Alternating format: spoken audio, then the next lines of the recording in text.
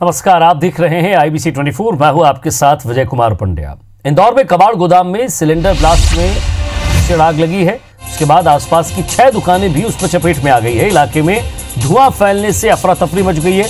संकरी गलियां और रहवासी इलाका होने से आग पर काबू पाने में दिक्कतें आ रही हैं। तो दमकल की 3 से ज्यादा गाड़ियां आग बुझाने का प्रयास कर रही हैं।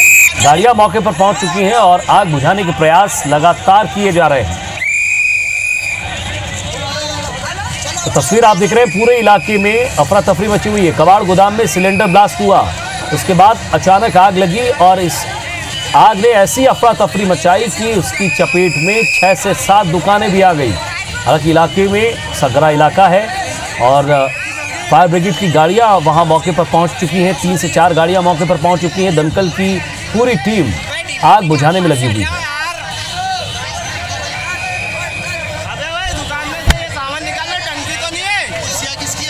और ज्यादा बातचीत के लिए हमारे संवाददाता दीपक यादव हमारे साथ जुड़ रहे हैं। उनसे ही जानने की कोशिश करेंगे कि आखिर किस तरह के हालात अभी वहां बने हुए हैं। दीपक, सबसे पहले अपडेट आपसे मांगेंगे और साथ ही साथ आग बुझाने के प्रयास किस तरह किए जा रहे हैं।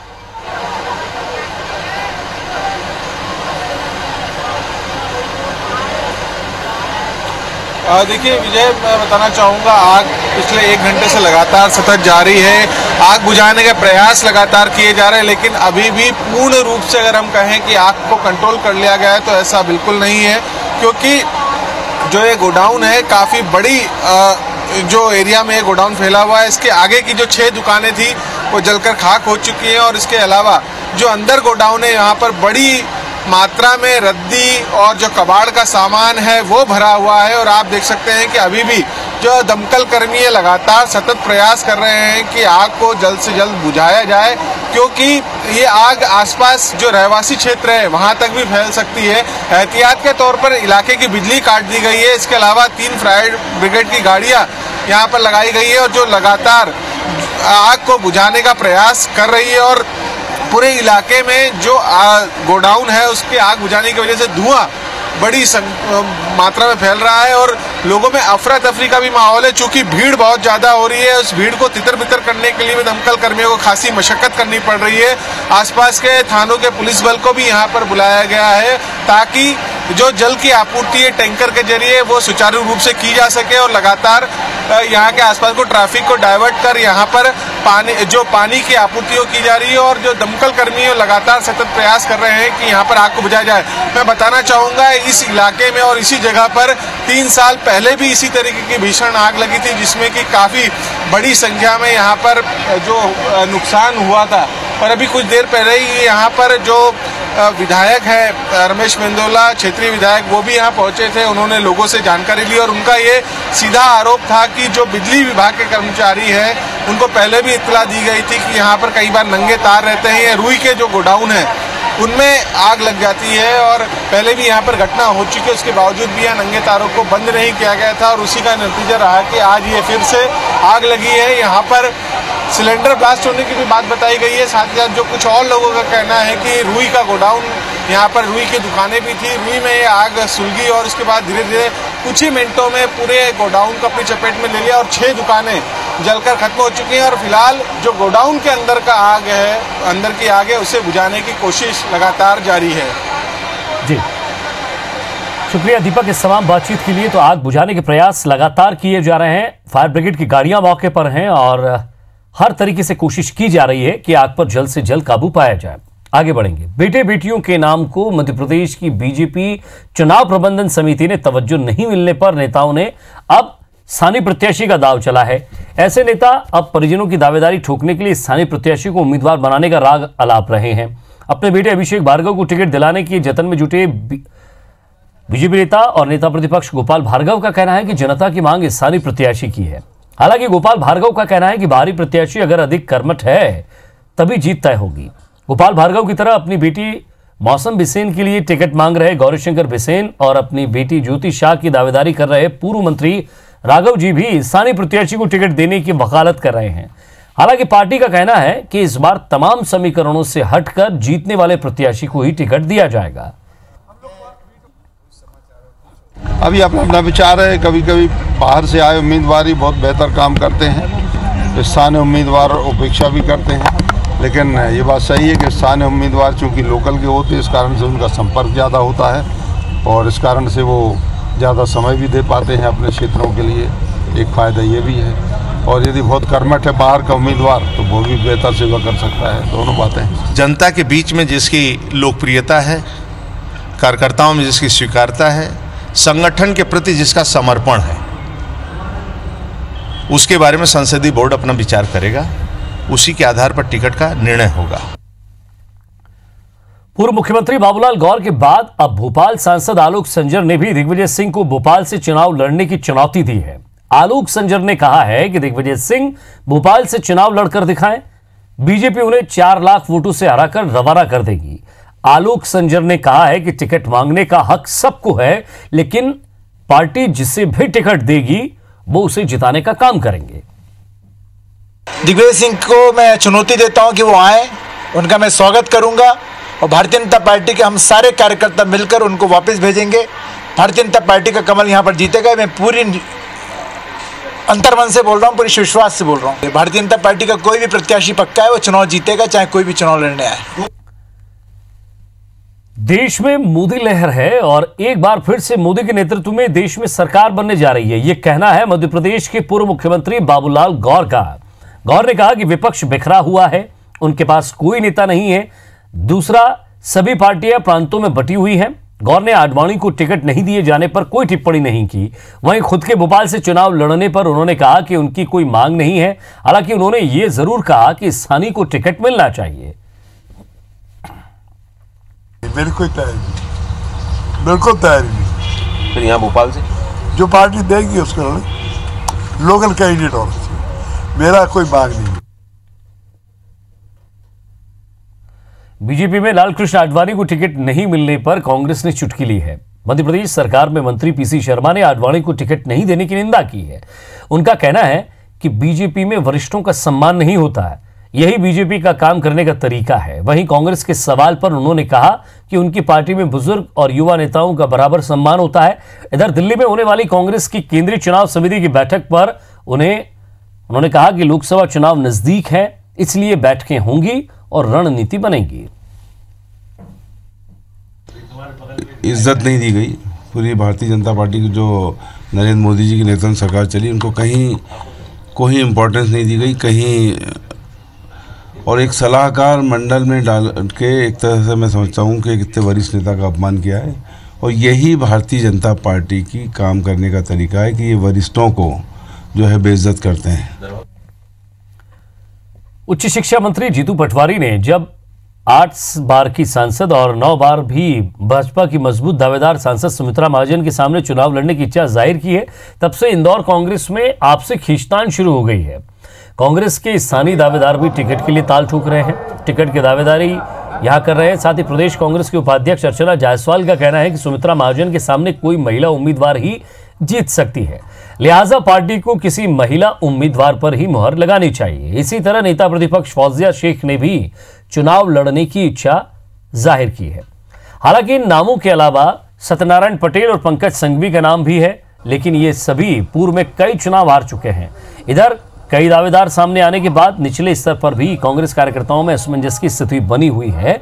वहीं पदाधिकारियों का कहना है कि कोई भी दावा करे, फर्क नहीं पड़ता, फैसला आला कमान को करना है।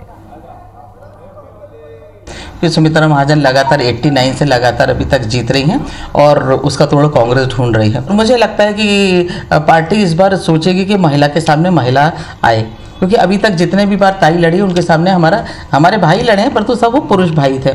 तो इस बार हम पार्टी यदि तय करती है तो अच्छा है। और उम्मीदवारों की कमी नहीं है हमारे पास, अभी भी जैसे हर जगह प्रचारित किया जा रहा है कि कांग्रेस में उम्मीदवारों की कमी नहीं है, बाहर से उम्मीदवार आयातित किए जा रहे हैं, बड़े नाम आएंगे। हमारे शहर कांग्रेस में ही, शहर में ही इतने बड़े बड़े नेता हैं, तो हमारे पास कमी तो कहीं ना कहीं किसी तरह की नहीं है। बहुत से कद्दावर नेता हैं, आप जैसा बता रहे हैं कि माननीय जीतू पटवारी जी ने बोला है कि वो लड़ना चाहते हैं, तो बहुत अच्छी बात है। कद्दावर नेता हैं और ये तय माननीय कमलनाथ जी जो अध्यक्ष हैं, मुख्यमंत्री जी हैं, वो तय करेंगे।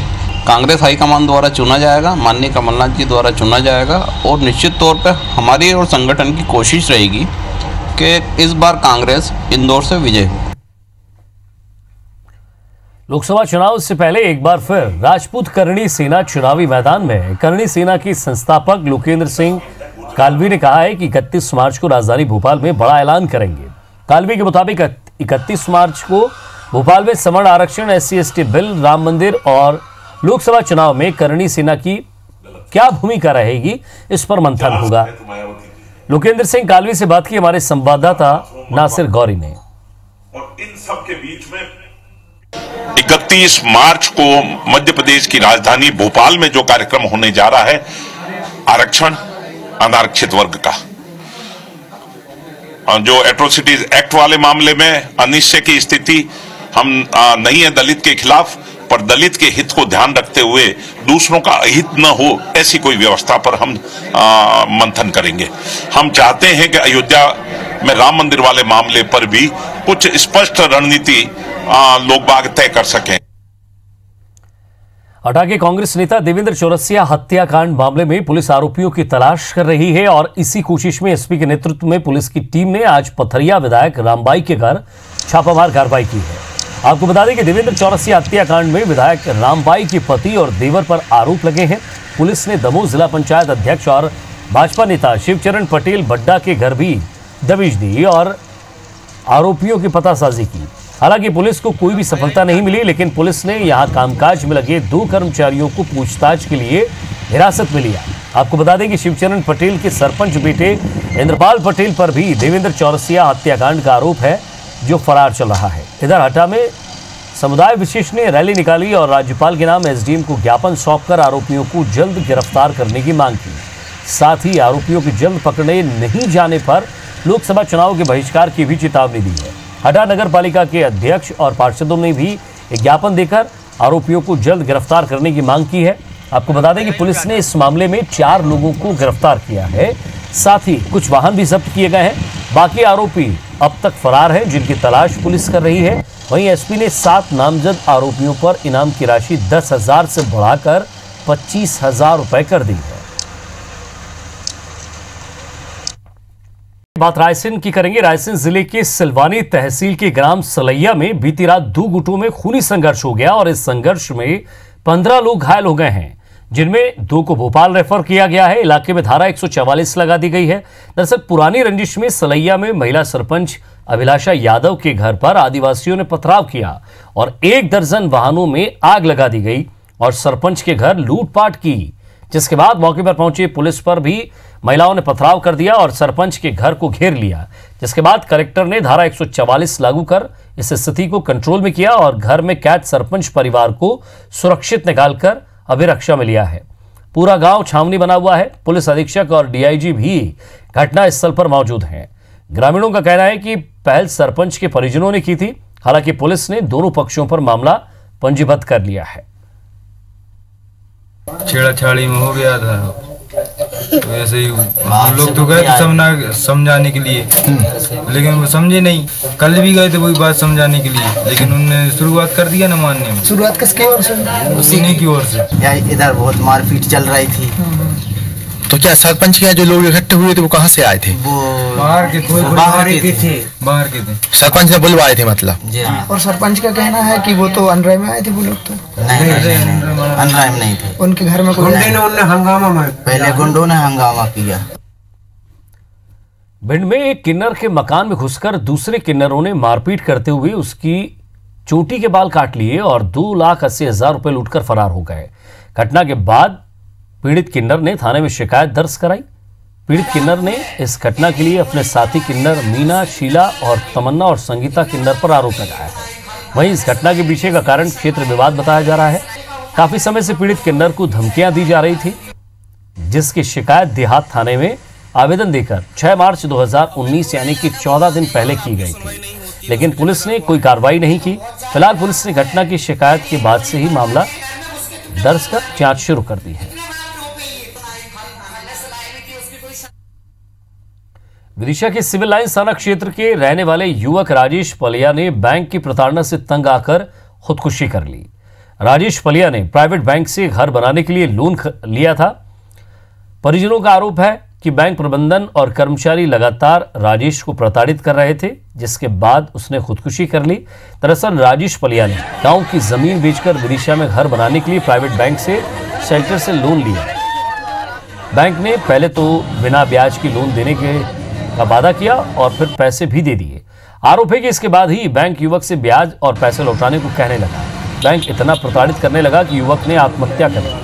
आक्रोशित परिजनों ने युवक का शव बैंक परिसर में रखकर जमकर प्रदर्शन किया और पुलिस से कार्रवाई की मांग की। अब पुलिस पूरे मामले की जांच कर रही है।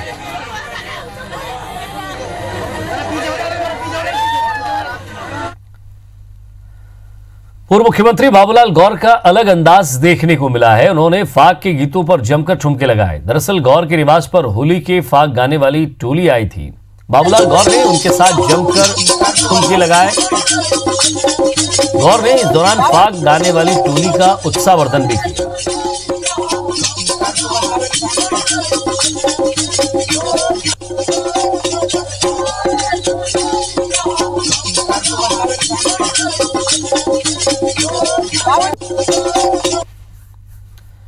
आज भोपाल पुलिस ने नेहरू नगर पुलिस लाइन में होली खेली और इस मौके पर आईजी जयदीप प्रसाद, डीआईजी इरशाद वली सहित दोनों एसपी और अन्य अधिकारी मौके पर मौजूद रहे। रंग और गुलाल खेलते हुए जवानों के साथ नजर आए और एक दूसरे को गले लगाकर रंग गुलाल लगाया और होली की बधाई दी। इस दौरान छोटे बड़े सभी अफसर वहां नजर आए, कोई भेद नहीं था। तो गानों की धुन पर सभी ने डांस कर खूब एंजॉय किया।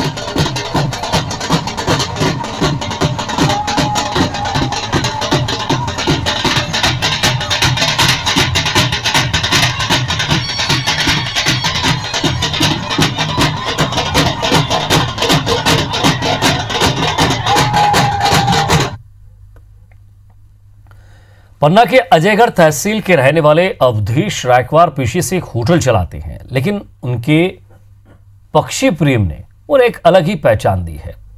बेजुबान जानवरों के लिए अवधेश का प्यार गजब का है। अवधेश प्यार से एक आवाज चिड़ियों को लगाते हैं और अवधेश की आवाज पर बेजुबान चिड़िया मीलों दूर से चली आती हैं। ये सिलसिला 15 सालों से चलता आ रहा है। अवधेश का कहना है कि वो चिड़ियों से और चिड़िया उनसे बहुत प्यार करती है। ऐसे में अवधेश के इस पक्षी प्रेम को देखने के लिए यहां लोगों का तांता लग जाता है।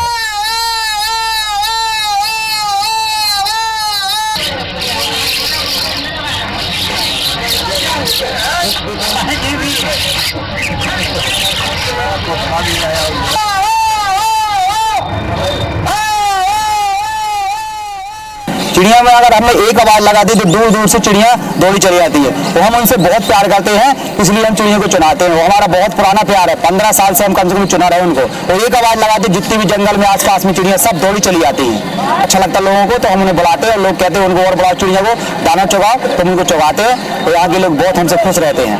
आजकल देखने को ये मिलता है कि इंसान से कितनी ईर्ष्या और दुश्मनी निभाता है, मगर ये पक्षी और जानवर अवधेश की एक आवाज में आज मैं 10-15 साल से देख रहा हूँ, एक आवाज में चली आती है किसी। और इसी के साथ फिलहाल इस बुलेटिन में इतना ही। नमस्कार।